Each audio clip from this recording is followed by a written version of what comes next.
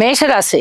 మేషరాశి వారికి ఒక్కసారి మనం పరిశీలన చేస్తే 6 గ్రహాల యొక్క ఉత్తమమైన ఫలితాలు చాలా అద్భుతంగా ఉన్నాయి అని చెప్పి తెలియచెప్పడం జరుగుతోంది.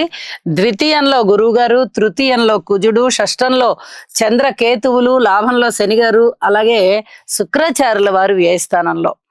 చాలా అద్భుతమైన ఫలితాలు ఇవి. అయితే వీరి యొక్క జీవితాశయం ఖచ్చితంగా నెరవేరుతుంది. ఇన్ని గ్రహాల యొక్క ఉత్తమమైన ఫలితాలు ఈ రాశికి ఉంటూ ఉన్నాయి అంటే అది మామూలు విషయం కాదు.